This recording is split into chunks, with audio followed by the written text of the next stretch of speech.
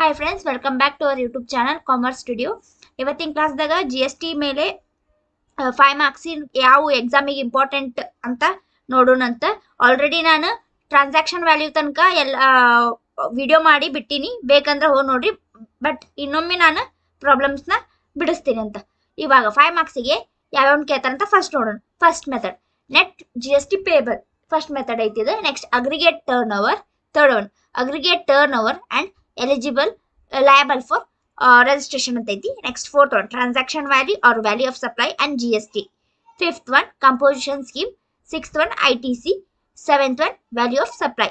ಇವೆಲ್ಲ ಮೆಥಡ್ ಮ್ಯಾಗು ಒಂದೊಂದು ಪ್ರಾಬ್ಲಮ್ ಬಿಡಿಸ್ಕೊಂತ ಹೋಗೋಣ. ಓಕೆ, ಇವಾಗ ಫಸ್ಟ್ ಮೆಥಡ್ ಏನೈತಲ್ಲ ನೆಟ್ GST ಪೇಬಲ್, ಅದರದ್ದು ಒಂದು ಎಕ್ಸಾಂಪಲ್ ನೋಡಿ. Mister Naveen of Karnataka purchased goods from Vikas at ₹1 lakh and sold the same goods at 20% SGST at ₹10%, CGST at ₹10% ಅಂತ ಹೇಳ್ಯಾರ. ಓಕೆ, ಏನ್ ಮಾಡ್ಬೇಕು ನಾವಾಗ ಫಸ್ಟ್ ಇಲ್ಲೇ ಪರ್ಚೇಸ್ ಇನ್ವಾಯ್ಸ್ ಸೇಲ್ಸ್ ಇನ್ವಾಯ್ಸ್ ಹಾಕೋತೀವಿ. ಪರ್ಚೇಸ್ ಇನ್ವಾಯ್ಸ್ ಅಂದ್ರೆ ಇನ್ಪುಟ್ ಟ್ಯಾಕ್ಸ್ ಅಂತ ಅರ್ಥ. ಅಂದ್ರೆ ನಾವು ಪರ್ಚೇಸ್ ಮಾಡಿದಾಗ ನಾವು ಟ್ಯಾಕ್ಸ್ ಪೇ ಮಾಡ್ತೀವಿ. ಆಮೇಲೆ ಸೇಮ್ ಸೇಲ್ಸ್ ಟ್ಯಾಕ್ಸ್ ಅಂದ್ರೆ ಔಟ್ಪುಟ್ ಟ್ಯಾಕ್ಸ್, ಅಂದ್ರೆ ನಾವು ಮಾಡ್ತೀವಲ್ಲ ಕಸ್ಟಮರ್ಗೆ ಟ್ಯಾಕ್ಸ್ ಬೀಳುತ್ತೆ. ಸೊ ಇದು ಔಟ್ಪುಟ್ ಟ್ಯಾಕ್ಸ್ ಆಗುತ್ತೆ. ಇವಾಗ ಪರ್ಚೇಸ್ ಇನ್ವಾಯ್ಸ್ ಫಸ್ಟ್ ಮಾಡೋಣ. ಪರ್ಟಿಕ್ಯುಲರ್ ರುಪೀಸ್ ಹಾಕಿ ಇಲ್ಲಿ ಫಸ್ಟ್ ಪರ್ಚೇಸ್ ಅಮೌಂಟ್ ನ ಬರ್ಕೋತೀವಿ. ಪರ್ಚೇಸ್ ಪ್ರೈಸ್ ಏನೈತಿ, mister Naveen of Karnataka purchase goods from Vikas at 1 lakh. ಇದೇನೈತಲ್ಲ ನಮ್ದು ಪರ್ಚೇಸ್ ಪ್ರೈಸ್ ಆಗುತ್ತೆ. ಅದನ್ನ ಅಮೌಂಟ್ ಕಾಲಮಿಗೆ ಹೋಗಿ 1 lakh ಹಾಕ್ತೀವಿ. ಇವಾಗ ನೆಕ್ಸ್ಟ್ ಇದ್ರ ಮೇಲೆ ಆಡ್ GST ಪ್ಲಸ್ CGST ಅಂದ್ರೆ ಸ್ಟೇಟ್ GST, ಸೆಂಟ್ರಲ್ GST ಅಂತ. ಅವರು ಪರ್ಸೆಂಟೇಜ್ ಕೊಟ್ಟಾರ 10% ಅಂತ. ಇವಾಗ ಅಂದ್ರೆ 1 lakhಗೆ 10%, 10/100 ಮಾಡಿದ್ರೆ 10,000 ಬರುತ್ತೆ. = 10,000. ನೆಕ್ಸ್ಟ್ ಸೇಮ್ = 1 lakhಗೆ ಇಂಟು 10%, 10/100 ಬಂದು 10,000 ಬರುತ್ತೆ. ಇದೆಷ್ಟಾಯ್ತು ಟೋಟಲ್?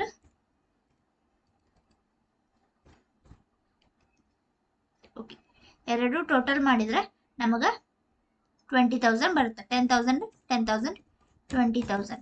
ಇವಾಗ ಇವು 1 lakhನ 20,000 ಎರಡು ಆ್ಯಡ್ ಮಾಡಿದ್ರೆ 1,20,000.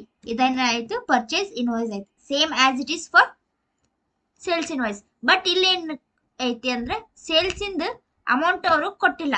ಒಂದೊಂದು ಕ್ವಶನ್ದಾಗ ಡೈರೆಕ್ಟ್ ಸೇಲ್ಸ್ ಪ್ರೈಸ್ ಕೊಟ್ಟಿರ್ತಾರೆ. ಬಟ್ ಇಲ್ಲೇನು ಅಂದಾರಂದ್ರೆ and sold the same goods at 20% profit ಅಂತ ಹೇಳ್ಯಾರ. ಸೊ ಏನ್ ಮಾಡ್ಬೇಕಂದ್ರೆ sales price first sales invoice ಅಂತ ಹಾಕೊಂಡು ಪರ್ಟಿಕ್ಯುಲರ್ ರುಪೀಸ್ ಸೇಲ್ಸ್ ಪ್ರೈಸ್ ಆ 1 ಲಕ್ಷ ಗೂಡ್ಸ್ನ ಅವರು 20% ಪ್ರಾಫಿಟ್ಗೆ ಮಾರ್ಯಾರ. ಅಂದ್ರೆ ಇಂಟು 20% ಮಾಡ್ಕೊಂಡ್ರೆ ಎಷ್ಟು ಬರುತ್ತೆ?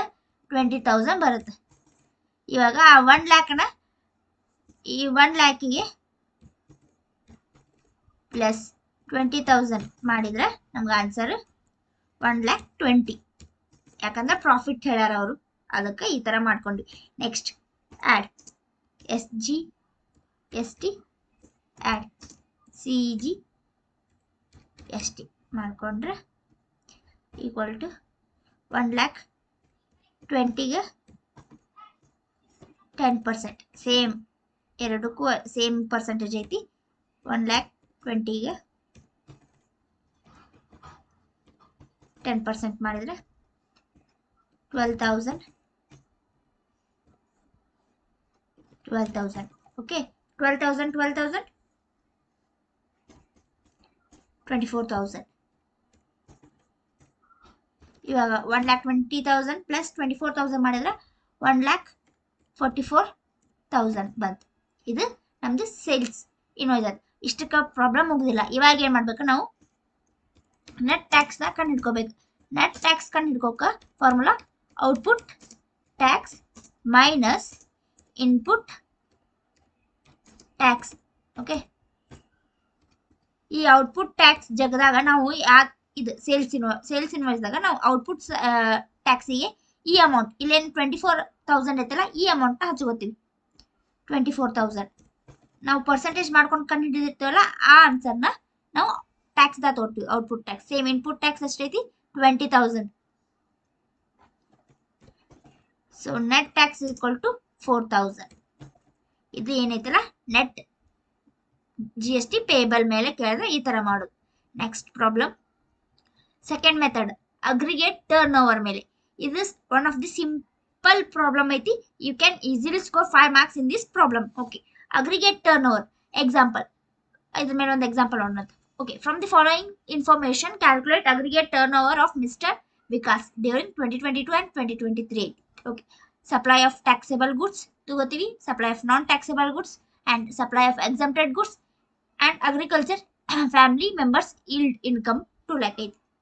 ನಾವು ಇದ್ರ calculation of aggregated turn over ಅಂತ ಕ್ಯಾಲ್ಕುಲೇಷನ್ ಇದು ಏನು ಹೆಡ್ಡಿಂಗ್ ಹಾಕೊಂಡು ಇದ್ರಾಗ ಏನಿಲ್ಲ, ನಾವು ಏನ್ ಕೊಟ್ಟಿರ್ತಾರ ಅವನ್ನೆಲ್ಲ ತಗೋತೀವಿ. ಬಟ್ ಅಗ್ರಿಕಲ್ಚರ್ ಇನ್ಕಮ್ ಒಂದ್ ಬಿಟ್ಟು ನಾವು ಎಲ್ಲಾನು ತಗೋತೀವಿ. ಅಗ್ರಿಕಲ್ಚರ್ ಇನ್ಕಮ್ನೇನ ನಾವು ನಿಲ್ಲಿಸ್ತೀವಿ, ಯಾಕಂದ್ರೆ ಅಗ್ರಿಕಲ್ಚರ್ ಮೇಲೆ ನಮ್ಗೆ ಟ್ಯಾಕ್ಸ್ ಬೀಳೋದಿಲ್ಲ. ಫಸ್ಟ್ ಫಾರ್ಮೆಟ್ ಪ್ರಕಾರ ಟ್ಯಾಕ್ಸೇಬಲ್ ಗೂಡ್ಸೇ ಶಫಲ್ ಮಾಡಿಕೊಟ್ಟಿದ್ರು. ನಾವು ಫಸ್ಟ್ ಏನು ಹಚ್ಚಬೇಕು, ಟ್ಯಾಕ್ಸೇಬಲ್ ಗೂಡ್ಸ್ ಹಚ್ಚಬೇಕು. First supply of taxable goods 4 lakh. Next supply of non taxable next ಇರ್ಬೇಕು ನಿಮ್ದು.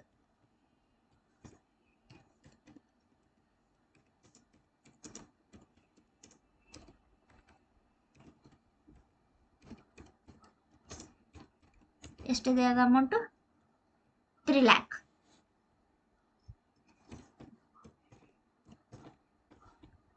ಓಕೆ, ನೆಕ್ಸ್ಟ್ ಏನಿದೆ, supply of exempted goods 5 lakh. ಅದನ್ನ ಹಚ್ಕೋತೀವಿ. Supply of exempted goods 5 lakh. Next agriculture income ಐತಿ.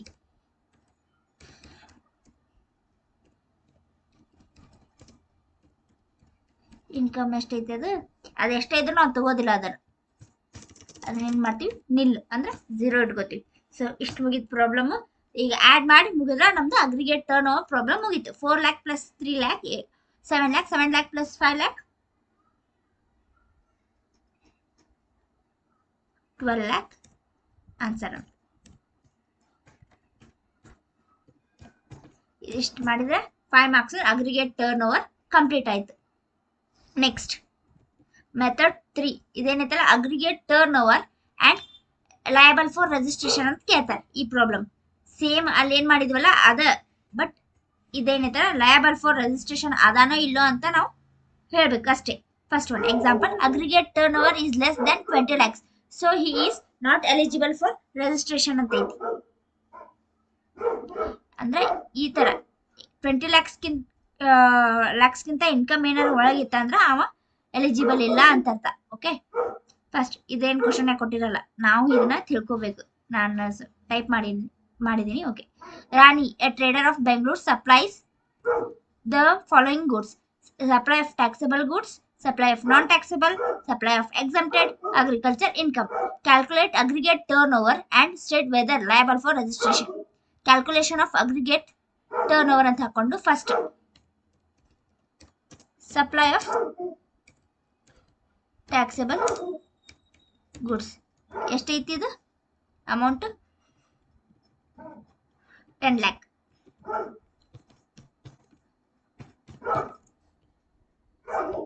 Next supply of non taxable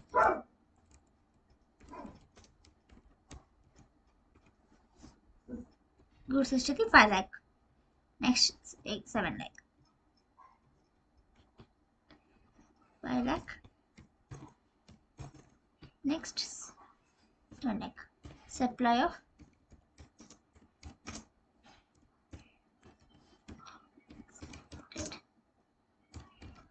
goods 7 lakh. Next question again kotra agriculture income kotra 2 lakh. Agriculture income will be nil.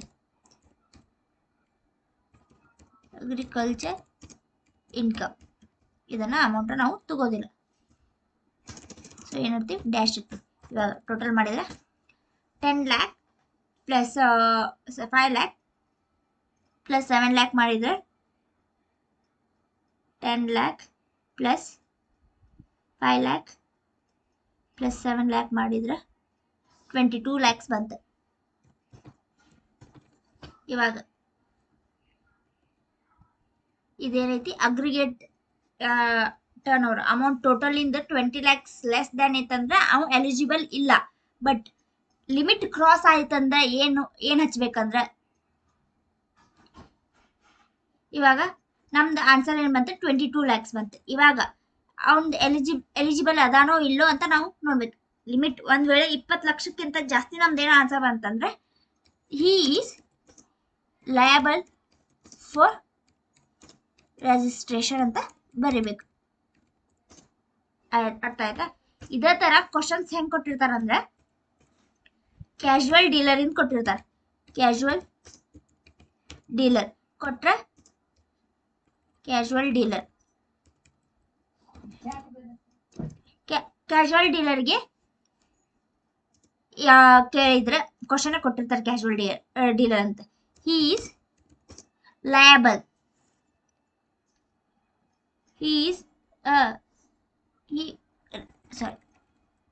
Registration compulsory ಅಂತ ಬರಿಬೇಕು. Okay, ಈ ಒಂದು compulsory. Next interstate supply ಏನಾದ್ರು ಇದ್ರೆ compulsory registration. Next ನಾನ್ resident ಏನಾರು ಇದ್ನಂದ್ರ question ಕೊಟ್ಟಿರ್ತಾರ, ಕರೆಕ್ಟಾಗಿ ಓದಿ ನೀವು ಆನ್ಸರ್ ಬರಬೇಕು. ಅವ ಕಂಪಲ್ಸರಿ ಇರ್ತೈತೆ ಒಂದು registration. Next turn over limit exits, ಅದೇ ಇದು ಪ್ರಾಬ್ಲಮ್ ಮಾಡಿದ್ವಲ್ಲ, ಇದೇ ಏನಾರು ಇತ್ತಂದ್ರೆ ಈಸ್ ಲಯಬಲ್ ಅಂತ ಬರಿಬೇಕು. ನೆಕ್ಸ್ಟ್ ಏನಾದರೂ 22 lakhsಗಿಂತ ಕಮ್ಮಿ ಏನಾದರೂ ಬಂದಿದ್ರೆ turn over less turn over ಏನ್ರಿ 20 lakhsಗಿಂತ ಕಮ್ಮಿ ಇತ್ತಂದ್ರೆ ಹಿ is not liable. Okay, sorry he is not liable. Next not compulsory ಅಂತ ಬರೀರಿ. ನೆಕ್ಸ್ಟ್ ಎಕ್ಸಮ್ಟೆಡ್ ಗೂಡ್ಸ್ ಏನಾದರೂ ಇತ್ತಂದ್ರೆ ನಾಟ್ ಕಂಪಲ್ಸರಿ ಅಂತ ಇಷ್ಟು ಇದ್ರ ಮೇಲೆ ಕೇಳ್ತಾರೆ. ಕ್ಯಾಶುವಲ್ ಡೀಲರ್ಗೆ ಕೊಟ್ಟು ಇಂಟರ್ಸ್ಟೇಟ್ ನಾನ್ resident less turn over more turn over exempted goods ಮೇಲೆ ಇದು liable problem turn over registration ಇಂದ ಕೇಳ್ತಾರೆ. ಓಕೆ.